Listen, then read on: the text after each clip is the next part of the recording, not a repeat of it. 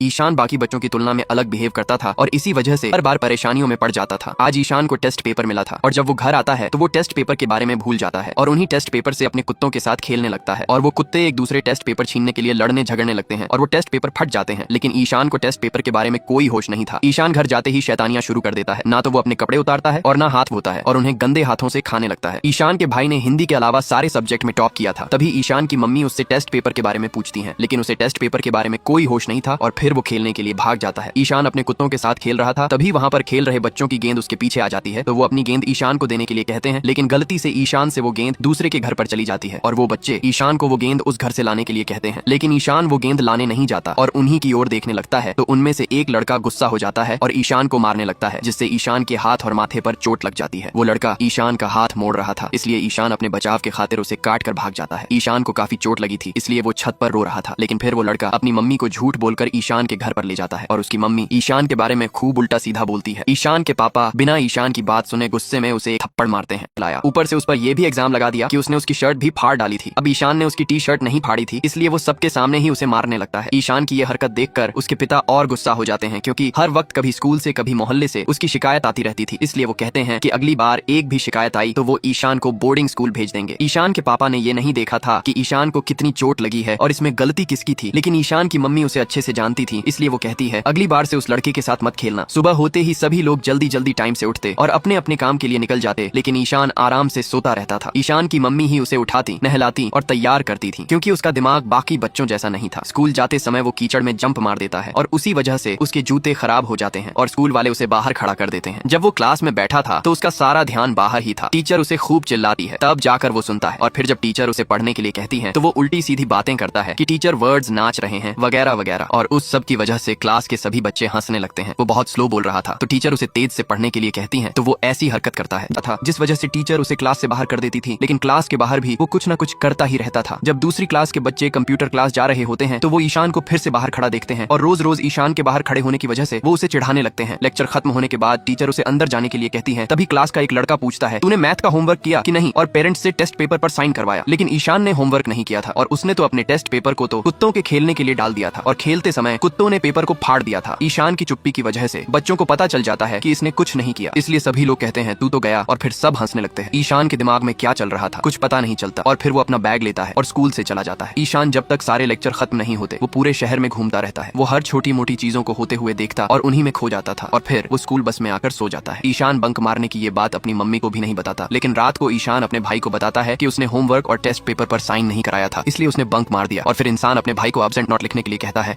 ईशान अपने भाई से एब्सेंट नोट लिखवाकर टीचर को दिखा देता है और जो कल वो स्कूल छोड़कर भागा था वो एब्सेंट नोट की वजह से बच जाता है। तभी टीचर अचानक से मैथ का सरप्राइज टेस्ट ले लेती है। टेस्ट पेपर तो बहुत ही आसान लग रहा था, लेकिन ईशान का दिमाग तो अलग ही काम करता है। टेस्ट पेपर में जो शब्द दिए थे उनको वो इमेजिन करता है कि 3 को 9 से मल्टीप्लाई करने पर उसे आंसर मिल जाएगा। वो 3 नंबर को 9 नंबर से मल्टीप्लाई करता है तो 9 डिस्ट्रॉय हो जाता है, तो अब बचता है 3, और वो 3 गुणे 9 का आंसर 3 लिखता है और उसकी इमेजिनेशन में ही सारा टाइम चला जाता है और वो सिर्फ एक ही क्वेश्चन का आंसर दे पाता है और फिर टीचर पेपर ले लेती है। ईशान का दोस्त कहता है कैसा गया पेपर। ईशान ने सिर्फ एक ही क्वेश्चन किया था, वो भी गलत, फिर भी बड़े कॉन्फिडेंस से कहता है मस्त, बहुत बढ़िया। ईशान के पापा जो कि काम से बाहर गए थे वो रात को रिटर्न आ गए थे। ईशान उन्हें देखते ही खुशी के मारे उनकी गोद में जाकर बैठ जाता है। ईशान के पापा भी उसे बहुत प्यार करते थे। ईशान जब खाना खाने बैठा था तभी ईशान के पापा के हाथों वो एब्सेंट नोट लग जाता है और वो उसे देखते ही गुस्सा हो जाते हैं, जो कि ऑब्वियसली उनकी जगह कोई भी होता तो वो भी गुस्सा हो जाते हैं। जब वो ईशान से पूछते हैं तब उन्हें पता चलता है कि ईशान ने बंक मारा था और वो रोड में पूरे शहर में अकेले घूम रहा था। ईशान के पिता पूछते हैं कि अगर तुम्हें कहीं कुछ हो जाता तो हमारा क्या होता, कभी तुमने सोचा। लेकिन ईशान के दिमाग में हमेशा कुछ न कुछ अलग ही चलता रहता था।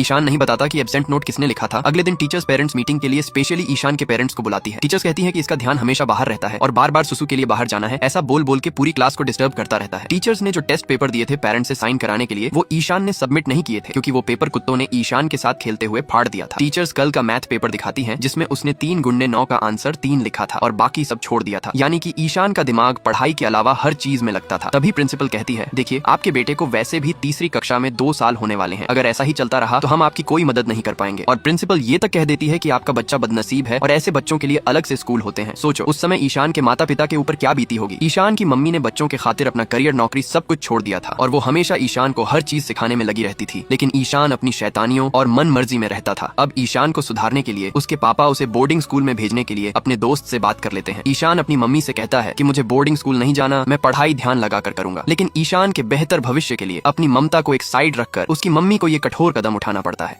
ईशान के लाख मना करने के बाद भी उसके पेरेंट्स उसके बेहतर भविष्य के लिए उसे बोर्डिंग स्कूल में भेज देते हैं। ईशान की माँ ने पहली बार उसे अपने आप से अलग किया था, तो जब वो ईशान को छोड़कर जा रही थी तो उनकी आंखें आंसुओं से भरी हुई थी। ईशान अंधेरा होने के बाद भी उसी जगह खड़ा रहता है और रात भर सोता भी नहीं है। ईशान ने एक बुक में आकृतियां बनाई थी जिसमें कि वो धीरे धीरे अपने पेरेंट्स से अलग हो जाता है और वो देखकर उसकी माँ के आंसू रुक नहीं रहे थे। अपने बच्चे को इस तरह अपने से दूर भेजना किसी की माँ के लिए आसान नहीं होता और ईशान भी अपनी माँ के बिना नहीं रह पा रहा था, लेकिन अब उसे अपने माता पिता के बिना रहने की आदत तो डालनी पड़ेगी। क्लास के पहले दिन टीचर उसे क्लास के टॉपर के साथ बैठा देते हैं ताकि उसकी संगति का असर उस पर पड़े। टीचर ईशान को हिंदी कविता का अनुवाद बताने के लिए कहते हैं, लेकिन ईशान जो उत्तर देता है वो सर के बताए अनुसार नहीं था, यानी कि उन्हें वही पसंद था जो उन्होंने रट्टा मरवाया हो। अगली क्लास में फिर से ईशान का ध्यान बाहर ही रहता है और टीचर जो पढ़ाते हैं उस पर वो ध्यान ही नहीं दे पाता, इसलिए टीचर उसे पनिश करते हैं। बोर्ड पर जो टीचर लिखते वो शब्द ईशान को डांस करते हुए नजर आते थे। मतलब उसके दिमाग में चलता क्या है भाई, मुझे समझ में नहीं आता। अब ईशान की हरकतें देखकर इतना तो लगने लगा था कि सच में ईशान बाकी बच्चों से बहुत अलग है। क्लास में जो कुछ भी पढ़ाया जाता था वो ईशान के समझ में ही नहीं आता था।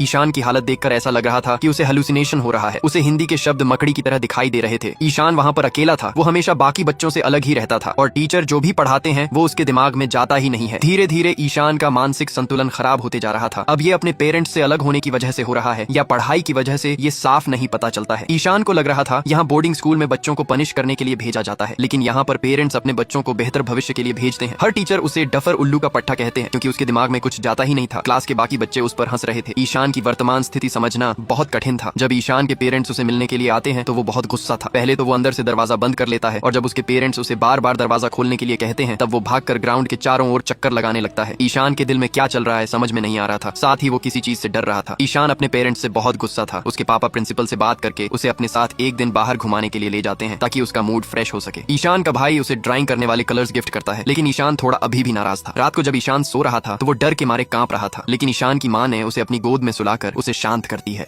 सैटरडे को दिन में ईशान अपने पेरेंट्स के साथ रहता है और बालकनी से खड़े होकर अपने पापा और भाई को प्रैक्टिस करते हुए देख रहा था। फिर वो शाम को ईशान को फिर से स्कूल छोड़कर चले जाते हैं। जब से वो अपने माँ बाप से अलग होकर बोर्डिंग स्कूल में आया था तब से वो एक अजीब तरह के डर में जी रहा था और उसके चेहरे से हंसी गायब सी हो गई थी और हर वक्त अकेला रहता था। ड्राइंग वाले टीचर जो कि ईशान को कई बार पनिश कर चुके थे क्योंकि उसका ध्यान क्लास में रहता ही नहीं था, वो किसी काम से बाहर गए थे तो उनकी जगह स्थायी टीचर आता है। वो टीचर क्लास में जोकर बनकर आया था और बांसुरी बजा रहा था। सारे बच्चे उसके साथ घुल मिल गए थे। वो सब बच्चों को हंसा रहा था, लेकिन ईशान को कोई फर्क ही नहीं पड़ रहा था। थोड़ी देर बाद टीचर बच्चों को पेपर्स देता है और कहता है तुम्हें जो कुछ भी पसंद है तुम ड्रा कर सकते हो। जो पहले ड्राइंग के टीचर थे उन्होंने हमेशा ब्लैक बोर्ड पर जो बनाया था सिर्फ वही स्टूडेंट्स को बनाने के लिए कहा करते थे। सब बच्चे अपने मनपसंद आकृति बनाने लगते हैं। ईशान तो ड्राइंग में माहिर था लेकिन फिर भी वो ड्राइंग नहीं करता। टीचर को लगा शायद अभी उसका मूड ना हो तो वो कहते हैं ठीक है तुम आराम से बनाओ। सारे बच्चे ड्राइंग्स बना लेते हैं, लेकिन ईशान ने शुरुआत तक नहीं की थी। टीचर उससे पूछते हैं क्या हुआ, कोई प्रॉब्लम है क्या बच्चा, लेकिन ईशान कुछ जवाब ही नहीं देता, बस शांत डरा हुआ बैठा रहता है। टीचर ईशान से कई बार बात करने की कोशिश करते हैं लेकिन ईशान हमेशा डर जाता था। ईशान का अकेलापन उसे खाए जा रहा था और ऊपर से उसके भाई का टेबल टेनिस में फाइनल मैच था। इस वजह से ईशान के माता पिता उससे मिलने के लिए नहीं आ पाते। ईशान की मम्मी को पता था कि वो नाराज होगा, इसलिए वो सॉरी कहती है। उसका भाई भी उससे बात करने की कोशिश करता है, लेकिन ईशान कुछ भी नहीं बोलता और फोन छोड़कर चला जाता है। जो नए टीचर आए थे उन्हें ईशान की चिंता होने लगी थी क्योंकि वो हमेशा डरा डरा सा रहता था। टीचर उसकी बेंच पर बैठने वाले लड़के से पूछते हैं कि उसे हुआ क्या है, वो हमेशा डरा डरा सा क्यों रहता है। वो लड़का कहता है कि वो साल के बीच में आया था, उसे घर जाना है और उसे प्रॉब्लम होती है। वो बहुत कोशिश करता है लेकिन पढ़ नहीं पाता, लिख नहीं पाता और हमेशा पनिश रहता है। पूरी बुक्स में बस रेड सर्कल बने होते हैं। टीचर उसकी बुक्स को चेक करते हैं। हर क्वेश्चन में स्पेलिंग मिस्टेक थी। उसने बहुत से शब्द को उल्टा लिख कर रखा था, बी को डी की जगह, डी को बी की जगह। ये देखकर टीचर के होश उड़ जाते हैं। वो टीचर एबनॉर्मल बच्चों को पढ़ाया करते थे और बच्चे उनसे बहुत प्यार करते थे। जब भी वो उनको हंसते और खेलते हुए देखते तो उनकी आंखों में आंसू आ जाते थे। टीचर को लग रहा था कि ईशान की आंखें उनसे मदद मांग रही हैं। उन्हें डर था कि कहीं वो डूब ना जाए। ईशान स्कूल में बस अकेला ही खड़ा रहता है। उधर ईशान का भाई टेनिस मैच के फाइनल में हार जाता है। टीचर को ईशान की इस हालत से उसे बाहर निकालना था, इसलिए वो ईशान के घर पर उसकी प्रॉब्लम के बारे में बताने के लिए जाते हैं।